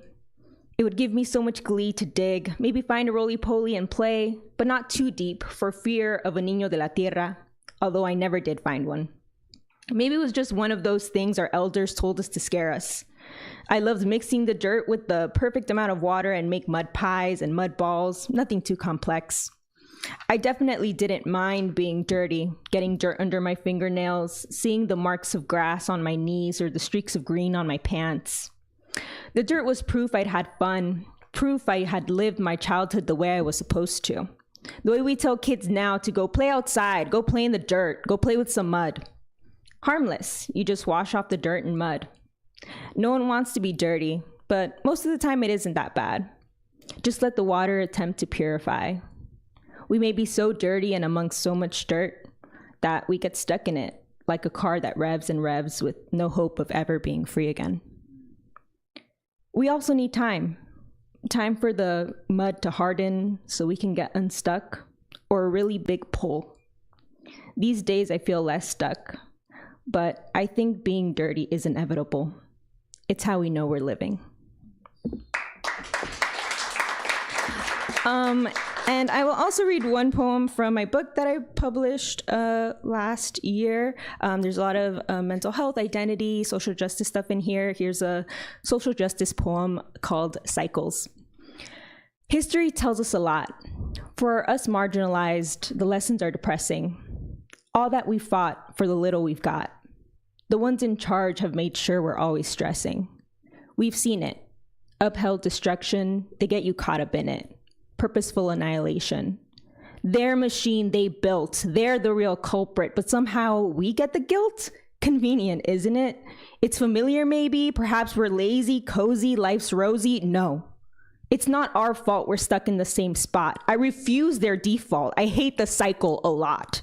A cycle caused by their racist policies, inequitable education, segregated cities, and malevolent intentions. The damage is vast, but we can learn from the past, make that shit last, and get rid of the cast. But wait, I'm not done. On top of that one is the cycle of trauma. You know, the one we get from our mama that she got from her mama, and she got from her mama, and you get it. Can't forget it. It's embedded, living in our DNA, waiting for the day someone decides to break away. Not repeat mistakes, but alleviate the aches that reverberate through generations, finally being the solution. No longer ignore the toxic source, take on the chore to try to restore and heal to our core. If we don't, we risk falling into a cycle of abuse, accepting excuse after excuse, finding it hard to break loose, accepting behaviors we're used to, struggling to navigate conflict with little clue on how to write a new, healthy script. Breaking these cycles is necessary for the recovery of humanity as a whole community to give us an opportunity for unity. Thank you.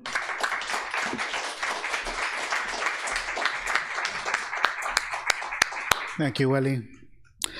Coming up, Ivan Salinas.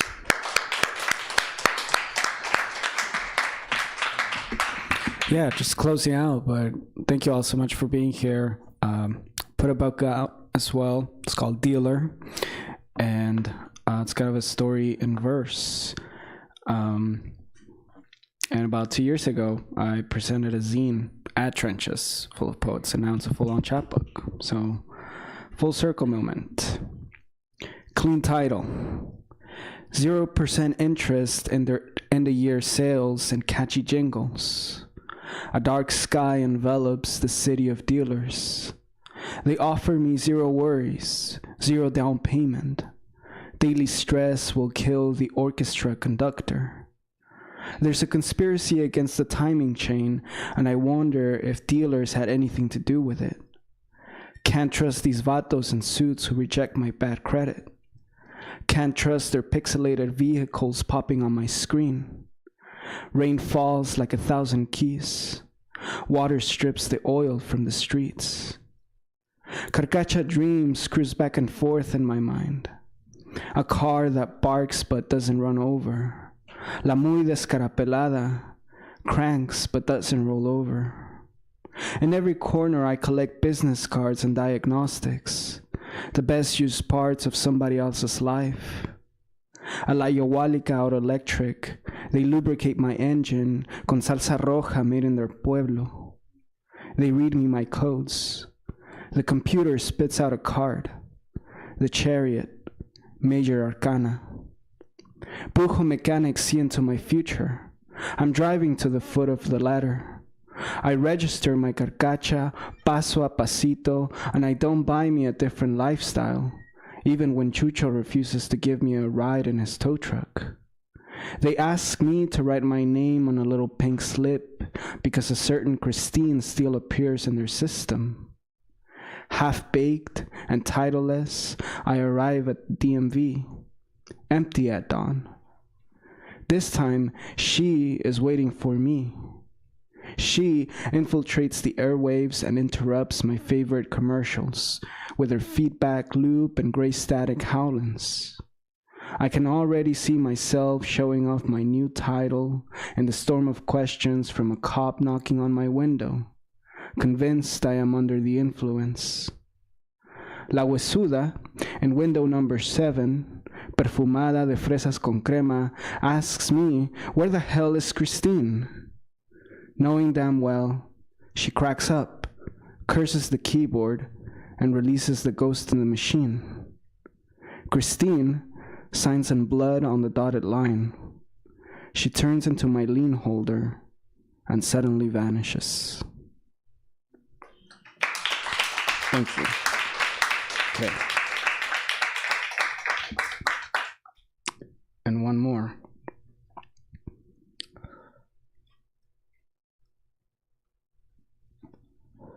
This is named after a check engine code, PO441, versus La Yawalika Auto Electric, a mechanic shop in the valley.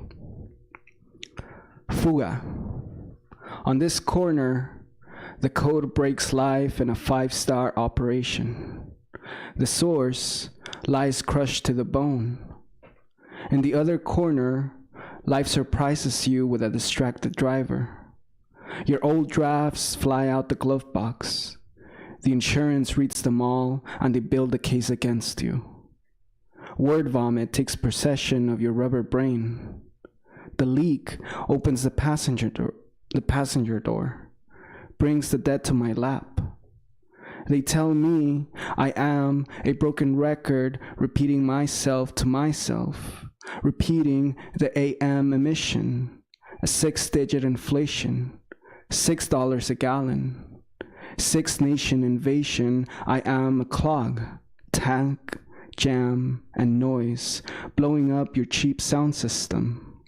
I am hatred purged on planet Earth, a 911 jaywalking glitch, a catchy jingle bitch. You want me to undo before you. In the same corner, the host disembodies. Only this evacuates the infection. Eye for eye, bolt for bolt, the poem comes undone. Thank you. All right. I think that was all our features, so round of applause to Trenches Full of Poets and to you all. Yeah. Do you want to say anything else? Yeah. I just wanted to say thank you to Beyond Baroque, to Yvonne, to the team. You know, this poetry means a lot to us, and just being here and just being in a room full of some badass poets just, you know, makes me, fills my heart. And if it's okay with Ivan, I'm going to see if I still got it. I'm going to try to make a poem on the spot with what I heard today. So let's see if I still got it. Burn me a mixtape, one the DJ has to play. The one that helps him kneel and remember the time when he was under God. Burn me a mixtape to help me remember the barbecues of Brooklyn and Bronx. La carne asada con la corona. Remembering my uncle's risas. The guilt trips my mother tells me for not calling my grandmother often. Burn me a mixtape with the chorus es la grita de una mujer liberada. A woman who knows no fear in the face of dictators.